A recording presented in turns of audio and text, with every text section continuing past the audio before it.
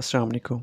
सुना है जिस औरत से आपकी शादी हुई थी वो बड़ी ख़तरनाक औरत थी और आपने डर के मारे उसे तलाक दे दी थी।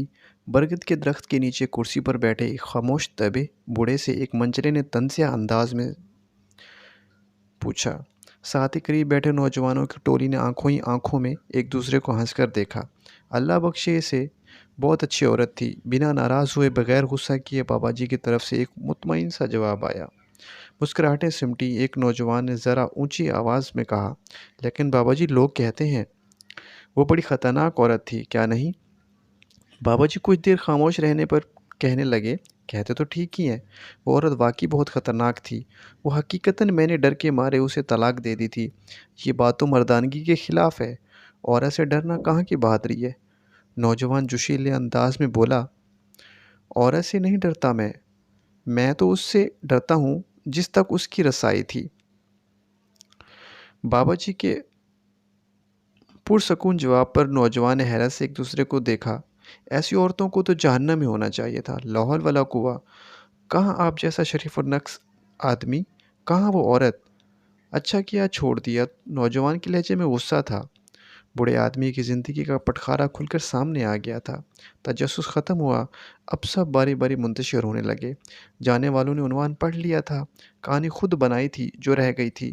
वो वही थे जो असल कहानी जानना चाहते थे। मैं भी ऐसा ही सोचता था कि इसे जहन्नम ही होना चाहिए था। तभी मैंने उसे जहन्नम जैसी ज़िंदगी दी थी। बूढ़ी आंखों में इस्तराब इतराया तब की बात है, जब मैं सरकार मुराद सरकारी नौकरी करता था। महीने के यहाँ एक रुपया माहवार पर मुलाजिम हुआ। मेरी माँ चाहती थी कि मेरी शादी हो जाए। रिश्ता ढूंढा गया। मूंगफली फ़रोश की बेटी मेरी माँ को पसंद आई। सलीकामंद, खूबसूरत और एकदम खामोश तबे। मुझे इस रिश्ते पर एतराज़ था कि वो एक मूंगफली बेचने वाले की बेटी थी। मज़दूर की औलाद को पेट की फ़िक्र ही रहती है, तरबियत की नहीं। तरबियत बड़े घरानों में की जाती है, जहाँ अफलास आँखों की रोशनी छीनने से कासिर होता है। वो क्या तरबियत करेगी मेरी औलाद की? लेकिन वो लड़की मेरी माँ को ऐसी पसंद थी कि अम्मा इसके अलावा किसी का नाम ही नहीं सुनना चाहती थीं। फिर वह ब्याह कर मेरे घर आ गई।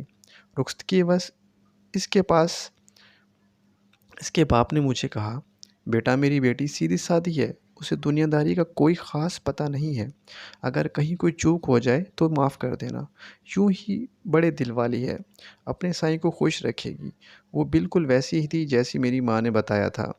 सलीकामंद, सुघड़ और ताबेदार। बाबा जी की घिसी-पिटी बातों पर वाली दास्तान हो गई। ये सोचकर दोनों नौजवान उठकर चले गए। मेरी बाहर दोस्तों के साथ सोहबत कोई अच्छी नहीं थी। बहुत शुक्रिया। थैंक